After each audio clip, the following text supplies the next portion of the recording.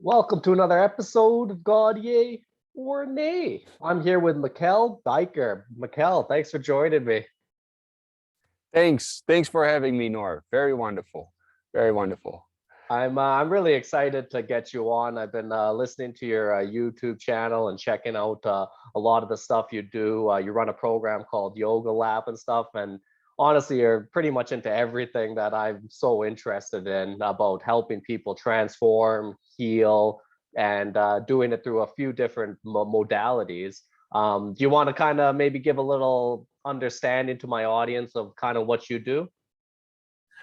So yeah, some years ago I set up what is called the Life Awareness Project or Yoga Lab, LAP, and it's a project that is very much about spreading different types of techniques to help one to, of course, live more healthy and more happy these things, but also to live more empowered and to awaken basically your human full potential, right? Because we are both physically physical beings, but also, of course, on a more let's say a spiritual level and on a mind and emotional level, we can also start to create a really beautiful life for ourselves and others, of course, if that is all rightly attuned. And we have a beautiful creative force within, the God-given beautiful power to manifest and to create. But many of us have forgotten that power, and it's about regaining that power, connecting with that again, to make this life and this world basically a more beautiful one, right? And that's actually one thing I like about your story because maybe we can get into that because you've had a big car accident that kind of changed your life, and to kind of come back from that and heal from that, you had to go and find that power, right? Exactly. Yeah, I had a big car accident when I was 18 years old, and thank God I was already very familiar with different mind training practices and yoga, these kind of things.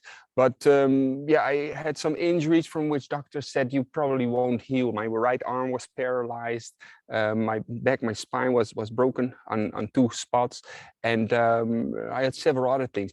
But yeah, like I mentioned, thank God I was really able with the power also of gratitude, basically, that I felt like, okay, good, this is something that is happening for me as a life experience now for my soul, for my spirit. I'm experiencing this, and it can nurture me to become a more let's say empowered, more wise being. Every experience in life we can transform in something good by doing that, right? And I yeah, through doing different techniques of course, Qi Gong and yoga and breathwork, but also very much mentally, this state of gratitude, this state of like towards life, feeling like, thank you, God, that I'm experiencing this. May it transform me in something more beautiful, more good. And may I, of course, get healing also, and already feeling gratefulness for the healing. And then stuff started to happen, and thank God now everything is good, full power, and living to tell another story and share experience with other human beings as well, to sometimes get out of their suffering if they are in there. And I find that very mature that at 18 you can have that perspective to be like, hey, this is something that's happening to me and I should use this as a situation to transform or change or Mhm. whatever you did. And to have that kind of perspective and then search for some sort of gratefulness in that situation is extremely tough. And I just like that's really impressive to have that at 18, that kind of wisdom or insight. So when people are going through these situations, when it's a tough situation, how do you tell them to find gratefulness or find that different perspective in such a rough time, you know? Yeah. Well, it it is important, and this is something that I also very much experienced during that car accident.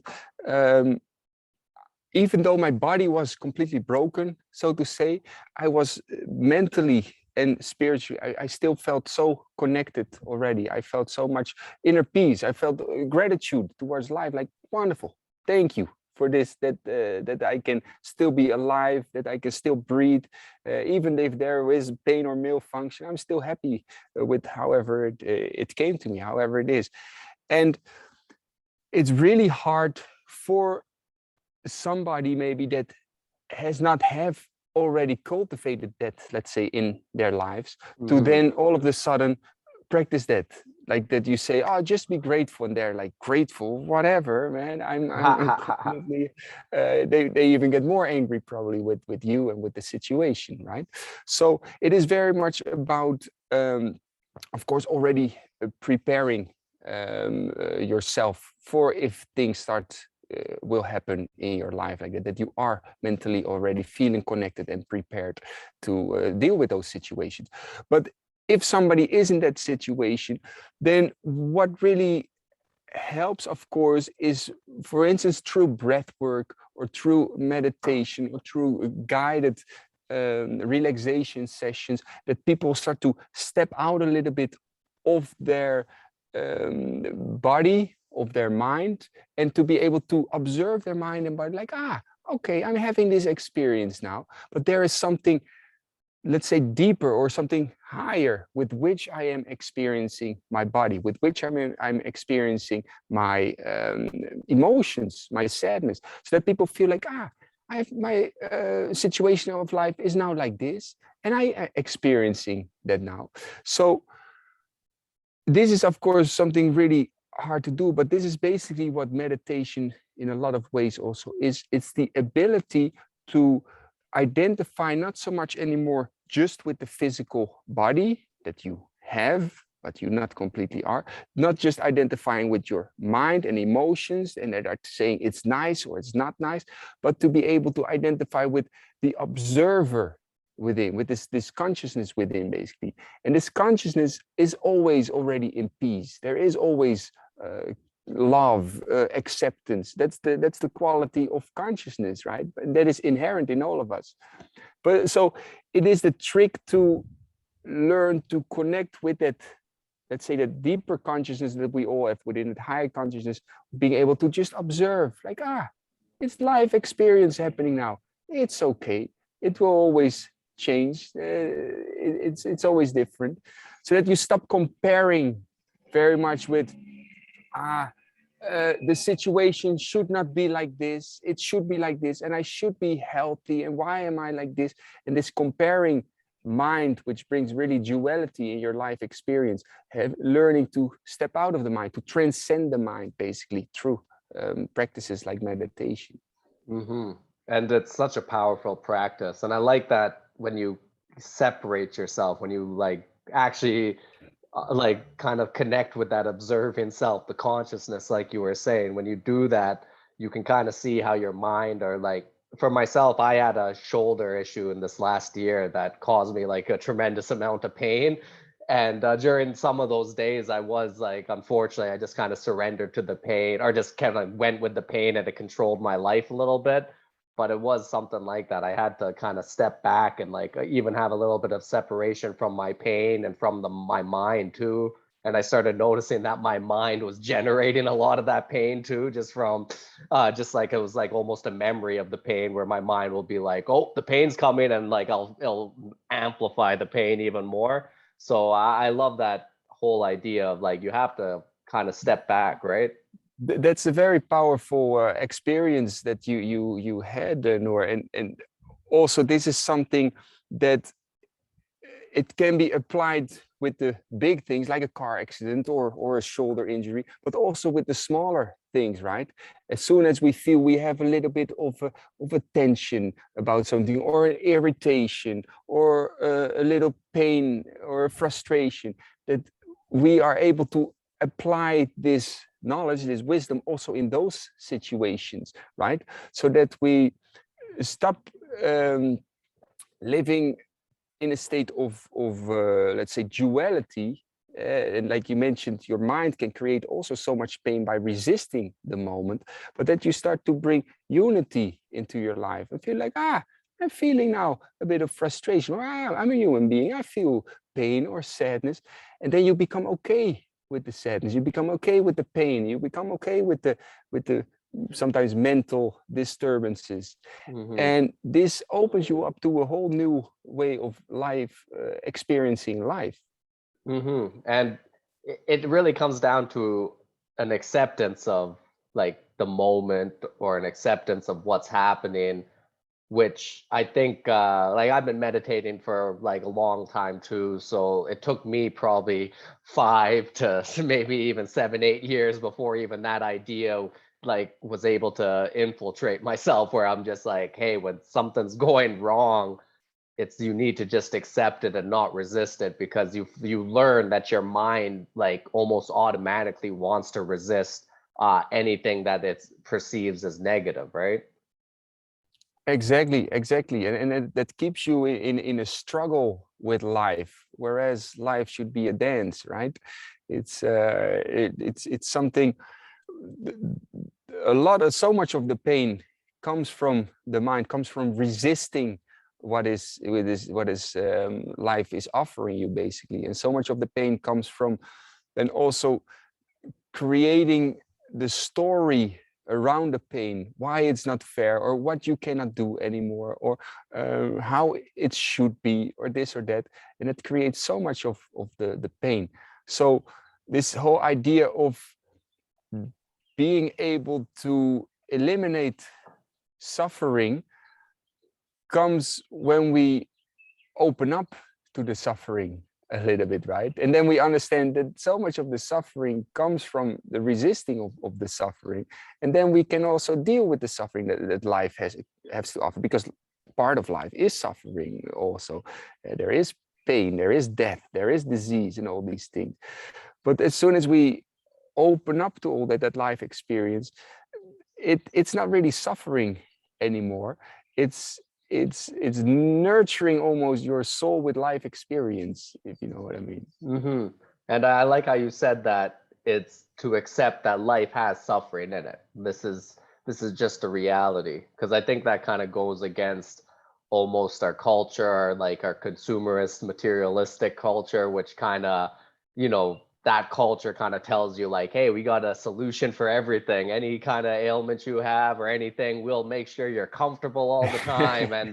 And like, so, we kind of grow up like that. And a lot of us kind of think like, hey, I can be comfortable all the time. And a lot of our mindsets are like, oh, I'm going to work until I have so much money and I'm going to be comfortable all the time. And it's just like, that is just a reality that's not true. Like it's not true. Like suffering, pain, sadness, all these emotions are part of the human experience, and they happen to us all the time, and it comes and goes. So it's more of an acceptance that this is what life is, and to gain a more of a resilience to be able to handle these things as they come to you, right? Yeah, exactly. And it would be really wonderful to basically teach people the art of suffering from a young age already, right? Yeah. I don't know if that's a class I would want to take, but yeah, that's not a class many would like to take, but otherwise life is going to give you the classes anyway. And then you find out when you're 60 or something. But yeah, that's the thing, right? We teach in so many ways to try to avoid the suffering and the pain. And like you mentioned, sometimes we evolve our whole life and we build our whole life around avoiding any discomfort or any insecurity or any pain, basically. But it keeps sipping in somewhere through the back door. It is suffering, and we still don't know how to deal with this. So learning or teaching also from a young age already to suffer in a way, like if there is pain, if there is mental or physical pain, how can you deal with it? How can you open yourself up to this? So then we will also change our whole way of life. We will change very much how we where we put our life energy in so much, because so many people put their life energy so much into finding that security, everything that you mentioned before. And then they are maybe 50, 60, midlife crisis, maybe somewhere. And then they think like, hey, what have I been spending all my time and all my life energy on, and feeling that emptiness. Or sometimes people at their deathbed, you know, they be like, oh shit, I should have lived my life in such different ways. I missed out on the moment because I was trying to avoid so much suffering and trying to find yeah, satisfaction with things outside of myself, to not feel an emptiness, which is actually space. An emptiness, which is actually space. I really like that. And this is kind of part of your teaching, just like going through your YouTube channel. I noticed like you kind of tell people when you come back and connect to this like inner self a little bit more, into the consciousness, it gives you a new direction in life a lot of time, right? And it like how would you explain it? Sometimes you would say like it, maybe you'll find more authenticity, maybe you'll find something more that you enjoy and you want to spend your life doing this, and you might actually even start going after stuff that scares you or going after stuff that makes you insecure, right? Yeah, absolutely.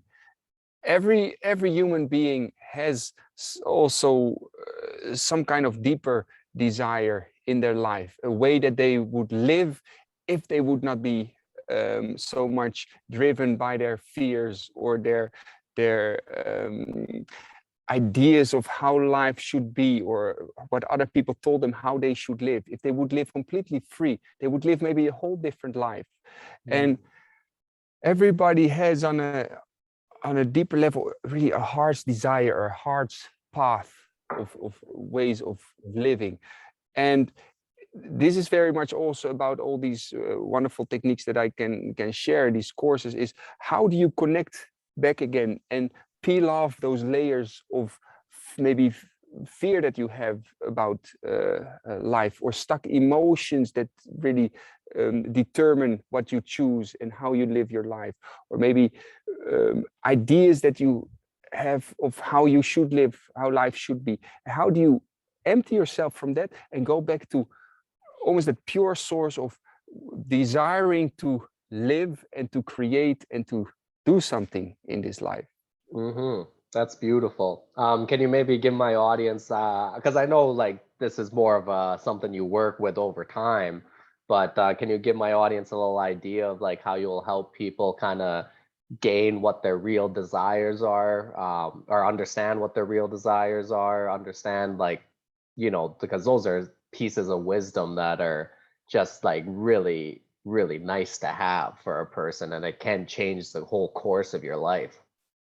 Absolutely, absolutely. And I've seen that happen so much with people doing these courses. They change the whole way they live and their habitual patterns in the direction of life.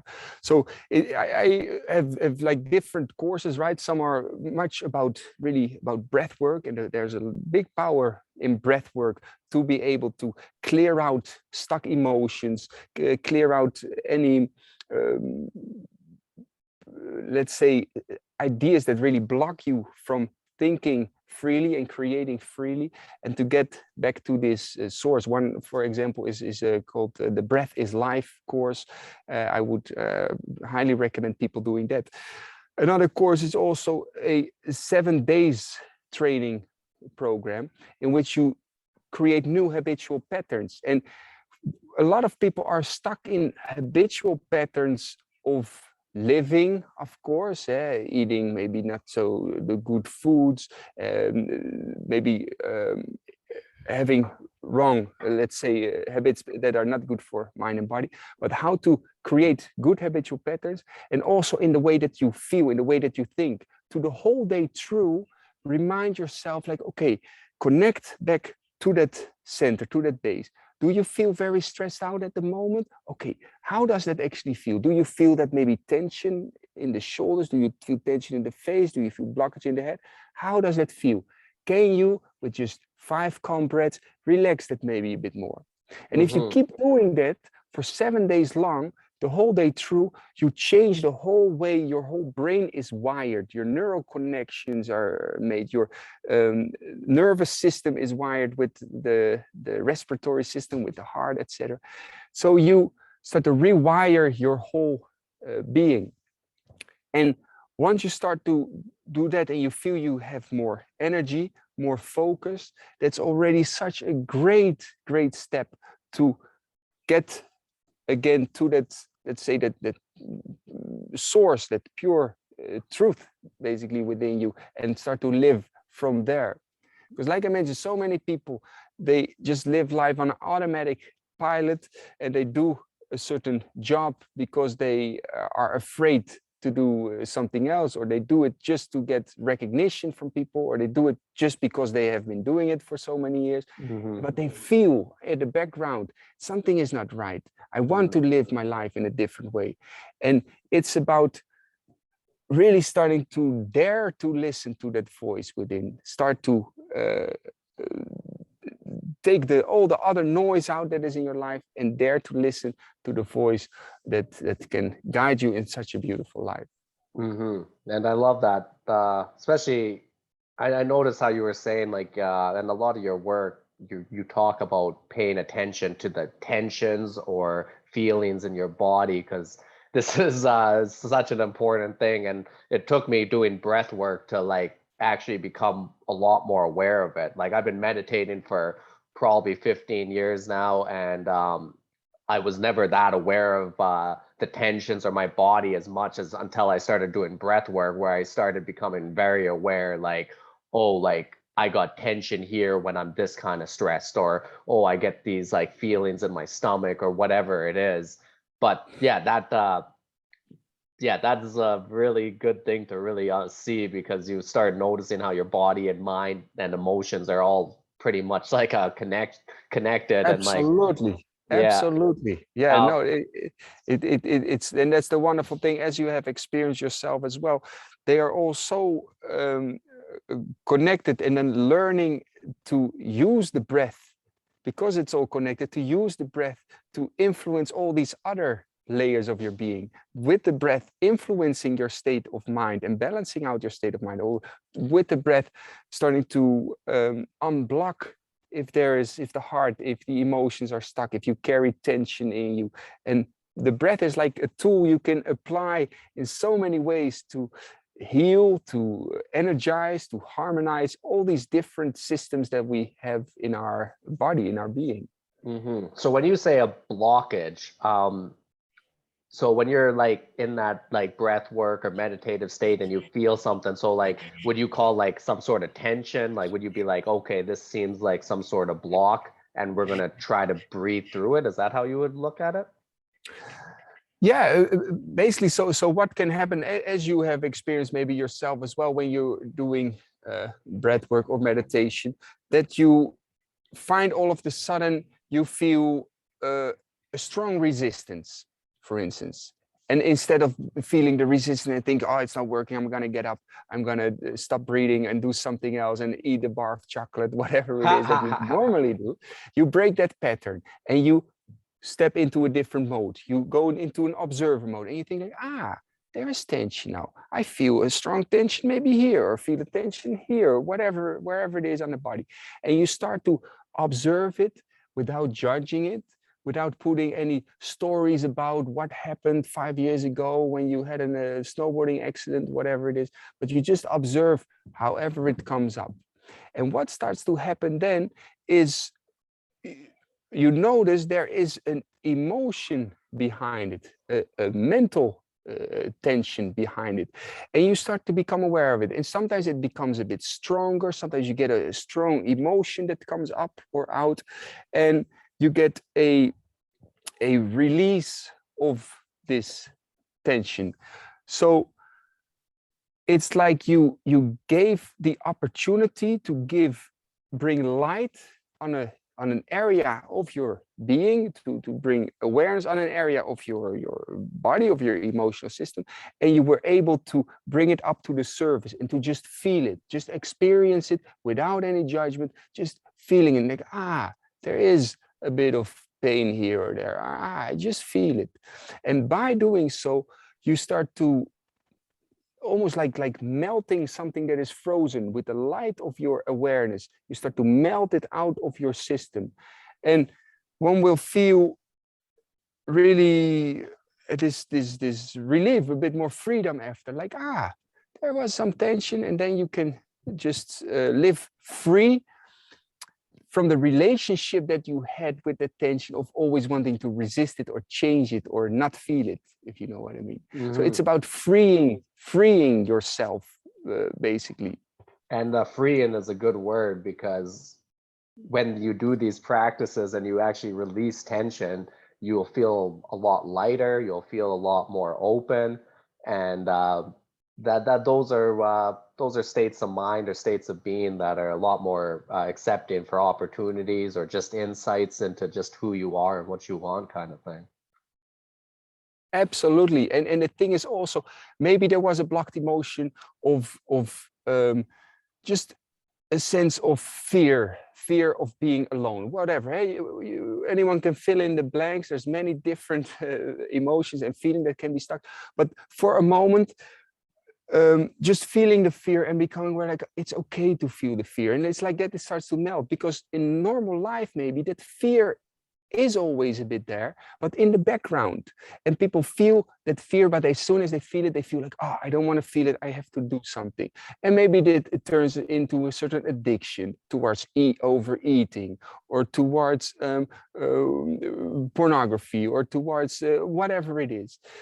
And being able to break free from that habitual pattern of feeling a certain discomfort, doing something to distract yourself, and then feeling an emptiness, and then you repeat that process again and again.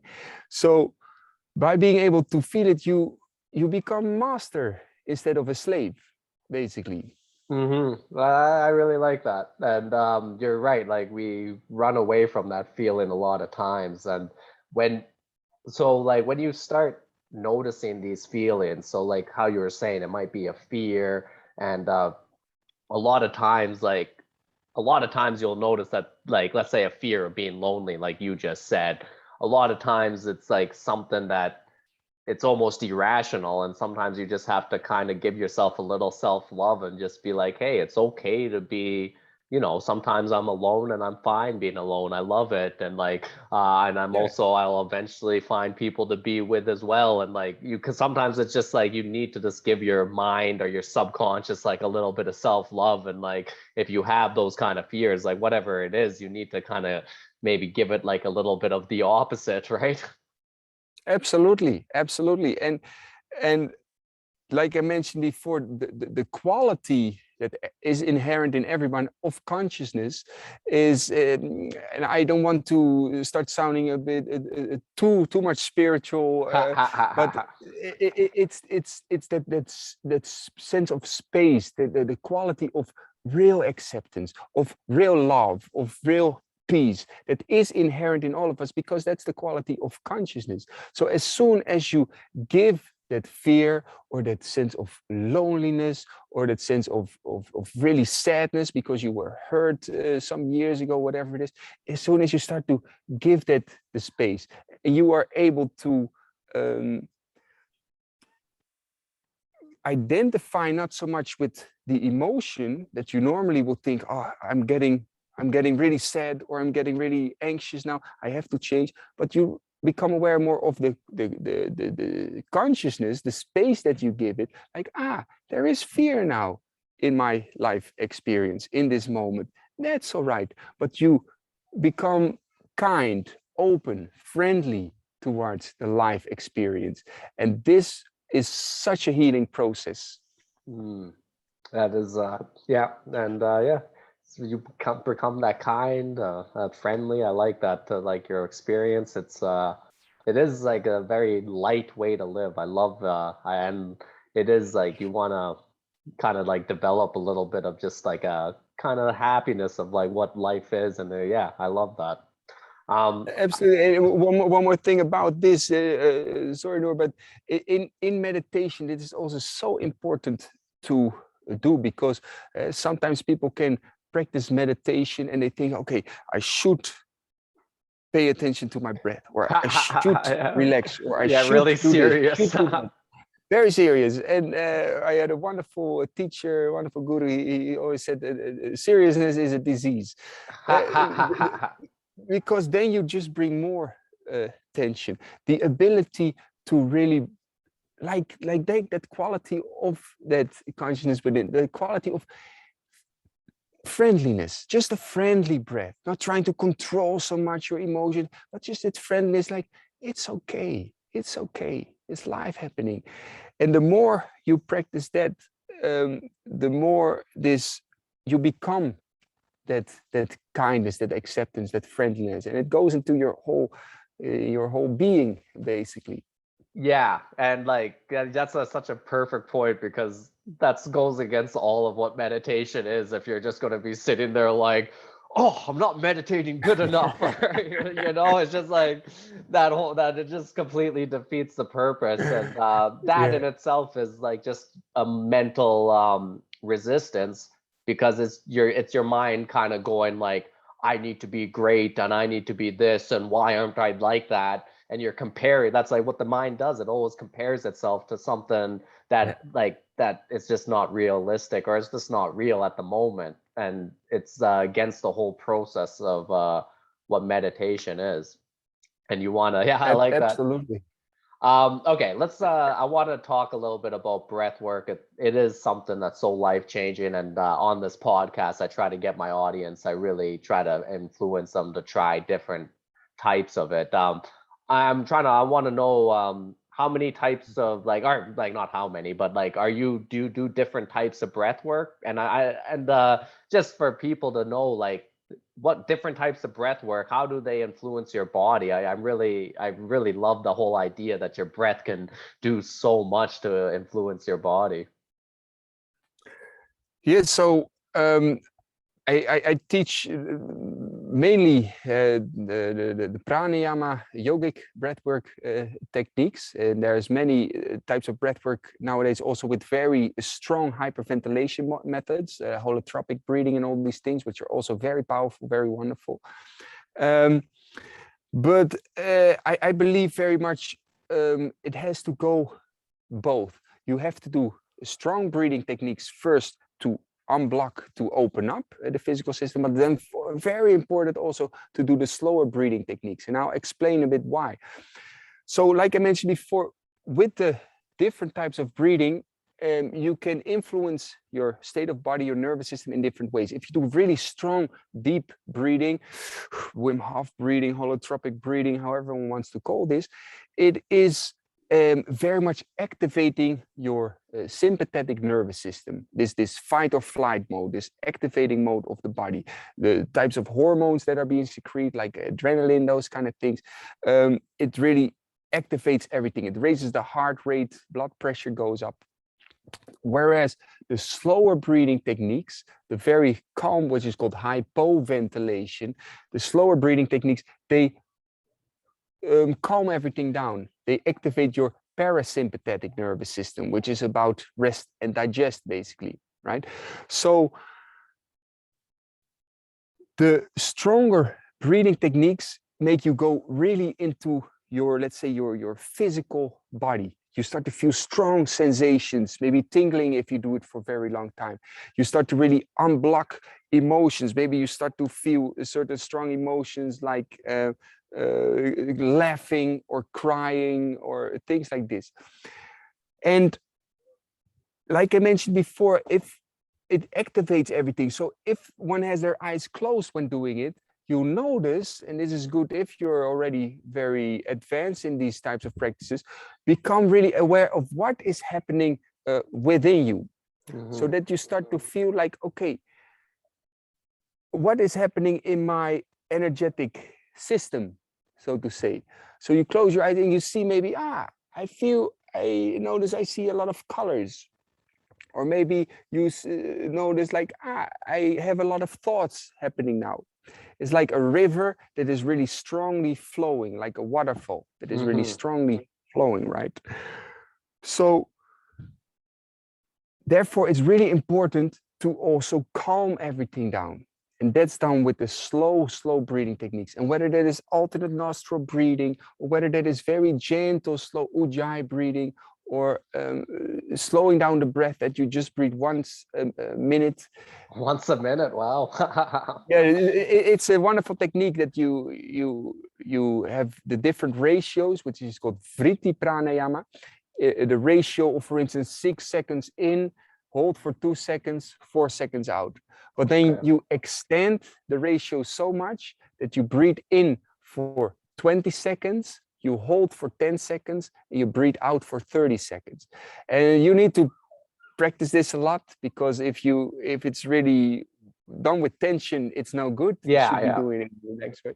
But this really smooths out, it really balances the mind. And then all of a sudden, you go on a much more subtle level of your being, not so much the gross body, but you become really into a deep meditative state. The mind becomes very calm. There's no more turbulence in the mind. And then you go into a deep meditative state. So like I mentioned before, if for those of you who are already practicing a lot of breath work, just see what happens if you do a round of really strong breathing and you close your eyes and you bring your attention inward. Is there a lot of movement in the eyes, a lot of mind stuff happening, maybe even seeing some colors or visualizations, a lot of tingling sensations? And what happens if you do very slow, calm breathing techniques as well? What happens then within? And this is called in yoga pratyahara, the ability to bring the awareness inward and to feel like, what is happening now within my my let's say inner being, your energetic being within. Because every firing of the neuron, every sensation, every feeling is a flow of energy, right? It's electric energy, of course, in the neurons, in the nervous system, but also on a subtle level, it's prana, it's life energy, and learning to work with that. That's beautiful. I really like that. And you know, it's kind of funny how you were saying that. With breath work for myself, I'm mostly just into a lot of the stronger breath works. So like I've been doing that for a few years now, and yeah, it's really good. And like just in the last few weeks is when I started, and I don't know, it almost just came naturally to me where I just started doing the really slow breath work, and I started doing kind of like a box breathing, and which is like you were saying, like 6 seconds, 2 seconds. The one I was just doing was 4, 4, 4, 4, and yeah, like the slowing down was I started noticing how it like really just calms the mind so much. And I started actually doing that before. I'm a comedian, so before I go up on stage, I would started doing the box breathing, and it just like really just calmed me down and put me in the moment. And it Beautiful, really, yeah, it really beautiful. allowed me just to like yeah, just to perform from just my presence, like just be there and perform from there, because I have a tendency to sometimes go in my head, and I'm sometimes thinking of the next joke I'm going to say before while I'm performing a joke. And it then the joke doesn't hit as hard, because it's just like you don't have that connection of just being present. Yeah. And how did it influence your meditations? Like I really think it just it calms the mind, like you were saying. Like a slow breath really calms the mind, and it just puts you into that meditative state and that calm state so much quicker. And like yeah, honestly, I just it's a very pleasant state to just like kind of sit in. And the one thing I've also noticed how you were talking about is like have that friendly attitude towards yourself. When I did slow down my breathing a lot more, uh, it's a lot easier to cultivate that attitude, to just be like, because when you're in that calm mind state, it's a lot easier to just be like, you know, like I love my life, I'm grateful, and you know, I'm happy, and like it's just nice to be in this state, and it made it a lot easier to do that. Yeah, wonderful. Yeah, there is a great power, like I mentioned, in the strong breath work. However, it can almost turn one into a sensation junkie, that you Oh, want okay. that strong sensations. If you do really strong breath work, you feel like the tingling, the out of body experience, the strong the endorphins that are being released, that strong kind of high, a natural high. And it can make one a bit less sensitive for the the stillness, because as soon as there are no strong sensations and no strong, maybe like I said, the visualizations or feeling a bit out, spaced out, then you feel like, nothing is happening. This is boring. It's over. Whereas as you have been meditating for a long time, in that stillness is actually where the true meditation is found. Not in the busyness of sensations and feeling all sorts of sensations and spacing out a bit, but in that real stillness, as soon as everything becomes still.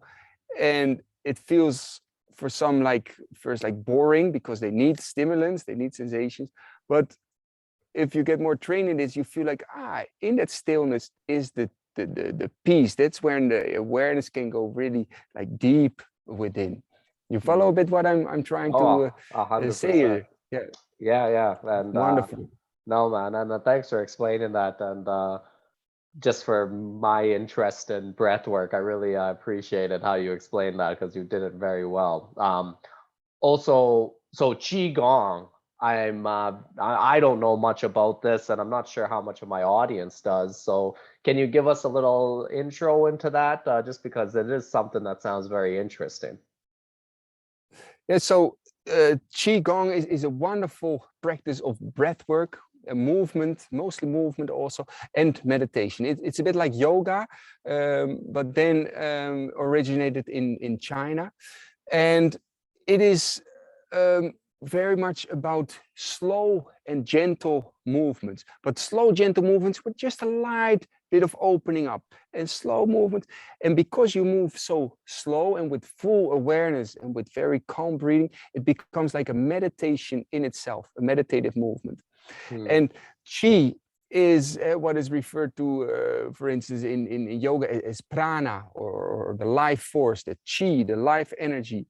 It's learning to work with this life energy, so to say. So by doing certain movements, you start to open up all these energy channels in the body, and of course also with the nervous system and the blood flow, everything that flows, you start to open up.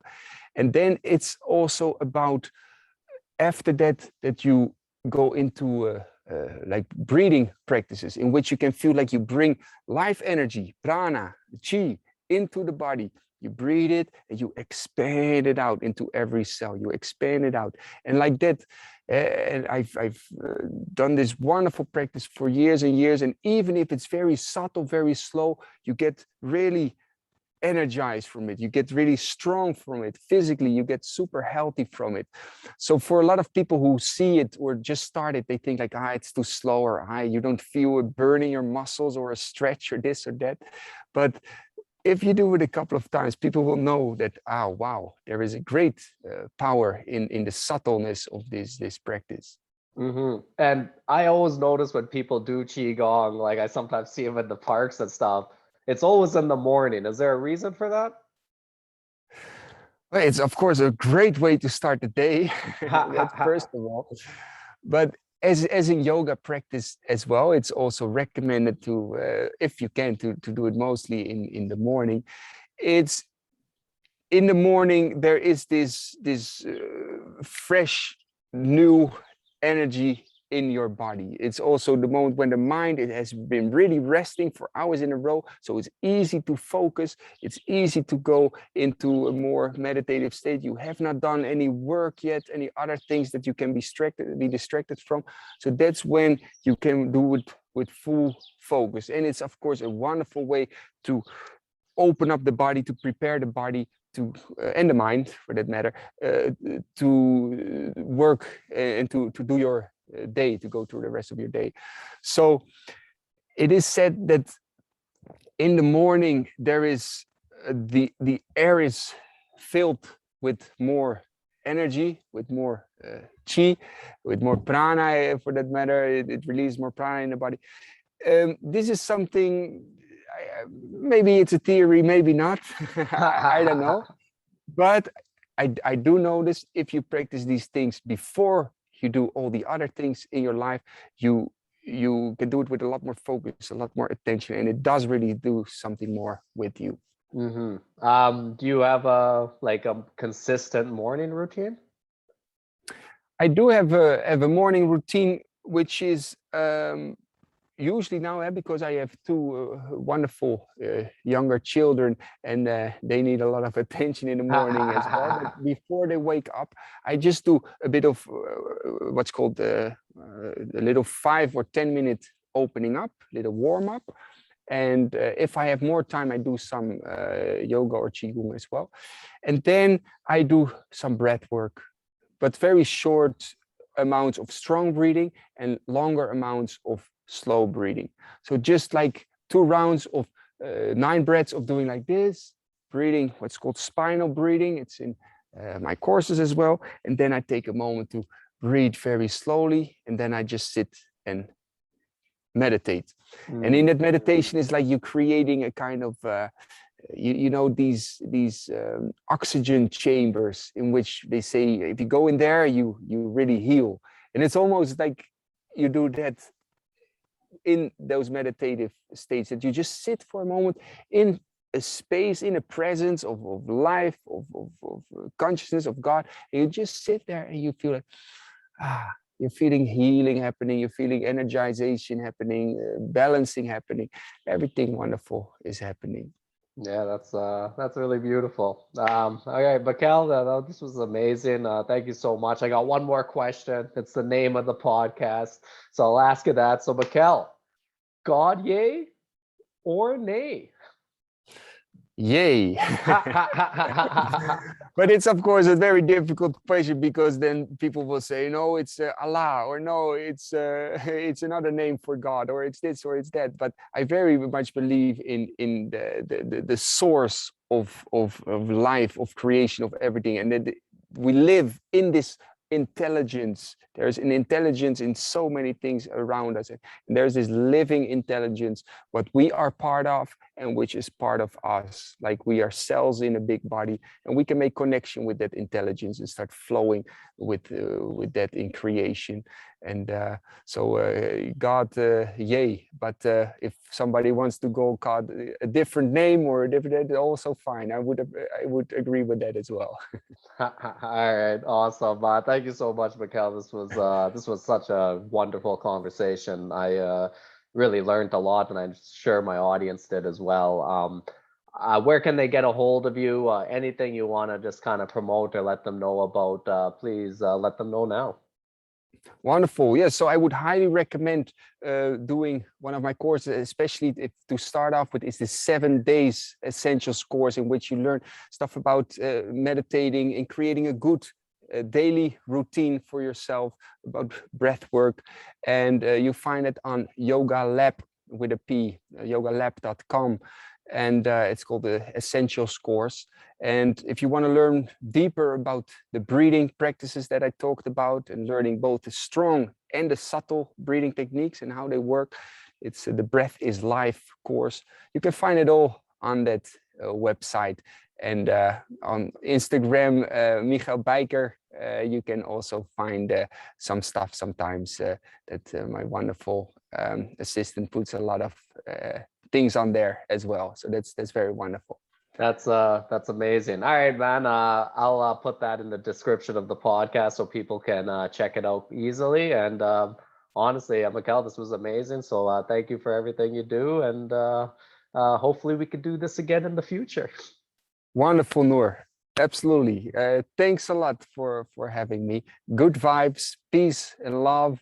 And I hope you live a beautiful life and inspire many more people.